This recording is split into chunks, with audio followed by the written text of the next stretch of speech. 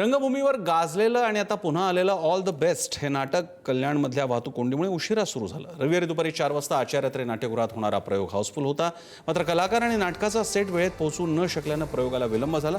मुख्य कलाकार मनमीत आणि मयुरेश पेम यांनी प्रेक्षकांची माफी मागत कल्याणमध्ये लागलेल्या ट्रॅफिकमुळे उशीर झाल्याचं सांगितलं। त्यामुळे कल्याण शहरातील वाहतूक कोंडीचा प्रश्न पुन्हा समोर आला आहे।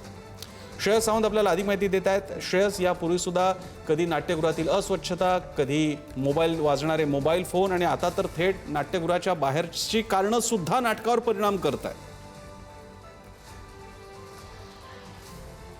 आणि खऱ्या अर्थानं प्रसन्न सर, सगळंच काही आलबेल आहे का? आता हाच सगळा मोठा प्रश्न उभा राहतोय। 50 नाटकं सध्या रंगभूमीवर सुरू, त्याच्यातलं हे ऑल द बेस्ट नाटक आहे।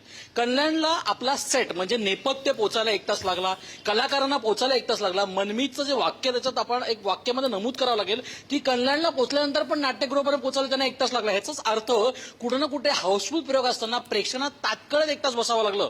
या सगळ्या गोष्टी जर पाहायला गेल्या तरी तात्काळ बसलेल्या प्रेक्षकांची माफी किंवा दिलगिरी मनमीत आणि मयुरेशनी व्यक्त केली आणि त्याच्यानं नाटक सुरू केलं। एकीकडे नाटकाची दुरावस्था, एकीकडे खरं तर एसी चालू नाही, एकीकडे टॉयलेट्स कसे आहेत। आता कलाकारांना त्या नाटकगृहाच्या बाहेर सुद्धा ट्रॅफिकचा पण विचार करावा लागतोय। ही सगळ्यात मोठी खंत करणारी गोष्ट आहे आणि आताच्या घटकेला नाट्यसृष्टीवर आता ह्याचा सगळ्यात मोठा प्रश्नचिन्ह उभा राहिला आहे।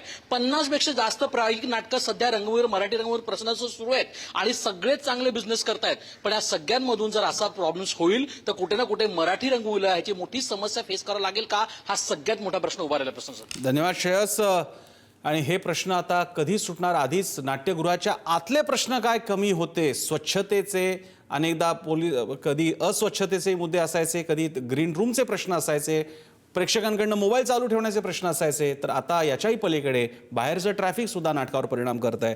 कुठे जाणार आपली संस्कृती? एकीकडे आपण नाटक ही मराठी माणसाचं वेड मानतो, पण स्थिती वेगळी आहे। धन्यवाद श्रेयस।